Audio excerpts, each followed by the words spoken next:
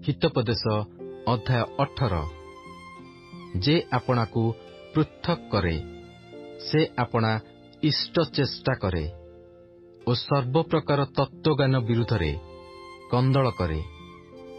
ମୂର୍ଖ ଲୋକ ବୁଦ୍ଧିରେ ସନ୍ତୋଷ ପାଏ ନାହିଁ, କେବଳ ଆପଣା ମନର କଥା ପ୍ରକାଶ କରିବାରେ ସନ୍ତୋଷ ପାଏ।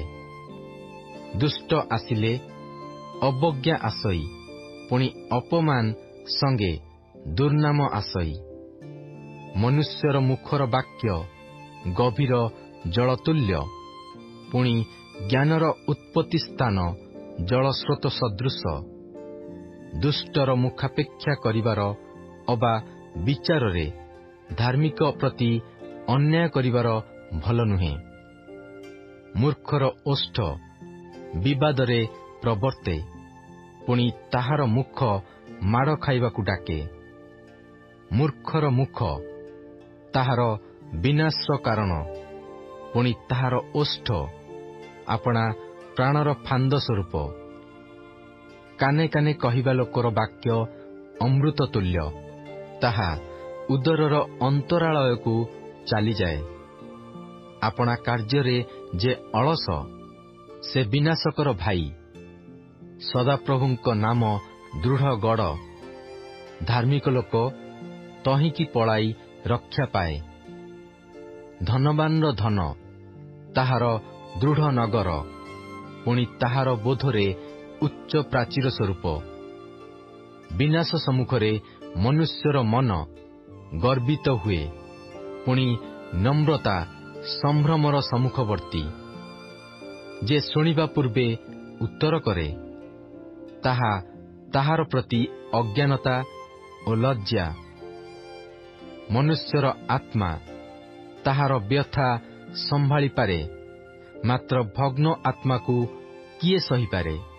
ବୁଦ୍ଧିମାନର ମନ ଜ୍ଞାନ ଉପାର୍ଜନ କରେ, ପୁଣି ଜ୍ଞାନୀର କର୍ଣ୍ଣ ଜ୍ଞାନ ଖୋଜେ। ମନୁଷ୍ୟର ଭେଟି ତାହା ପାଇଁ ପଥ ପରିଷ୍କାର କରେ, ପୁଣି ବଡ଼ ଲୋକମାନଙ୍କ ଛାମୁକୁ ତାହାକୁ ଆଣେ। ଯେଉଁ ଲୋକ ପ୍ରଥମେ ଆପଣା ବିବାଦ ଜଣାଏ ସେ ଧାର୍ମିକ ଦେଖାଯାଏ, ମାତ୍ର ତାହାର ପ୍ରତିବାସୀ ଆସି ତାହାକୁ ପରୀକ୍ଷା କରେ। ଗୁଲିବାଣ୍ଟ ବିରୋଧ ମେଣ୍ଟଣ କରେ ଓ ବଳବାନମାନଙ୍କୁ ପୃଥକ୍ କରେ। ବିରକ୍ତ ଭ୍ରାତା ଦୃଢ଼ ନଗର ଅପେକ୍ଷା ଦୁର୍ଜେୟ। ଏରୂପ ବିବାଦ ଗଡ଼ର ଅର୍ଗଳ ସ୍ୱରୂପ। ମନୁଷ୍ୟର ଉଦର ତାହାର ମୁଖର ଫଳରେ ପୂର୍ଣ୍ଣ ହୁଏ, ପୁଣି ସେ ଆପଣା ଓଷ୍ଠର ଉପାର୍ଜନରେ ତୃପ୍ତ ହୁଏ। ମରଣ ଓ ଜୀବନ ଜିହ୍ୱାର ଅଧୀନ। ଯେଉଁମାନେ ତାକୁ ଭଲ ଜାଣନ୍ତି ସେମାନେ ତାହାର ଫଳ ଭୋଗିବେ। ଯେଉଁ ଲୋକ ଭାର୍ଯ୍ୟା ପାଏ ସେ ଉତ୍ତମ ବସ୍ତୁ ପାଏ ଓ ସଦାପ୍ରଭୁଙ୍କଠାରୁ ଅନୁଗ୍ରହ ପାଏ। ଦରିଦ୍ର ଲୋକ ବିନୟ କରେ, ମାତ୍ର ଧନବାନ କଠିନ ଉତ୍ତର ଦିଏ। ଯେ ଅନେକ ମିତ୍ର କରେ ସେ ଆପଣା ବିନାଶ ନିମନ୍ତେ ତାହା କରେ।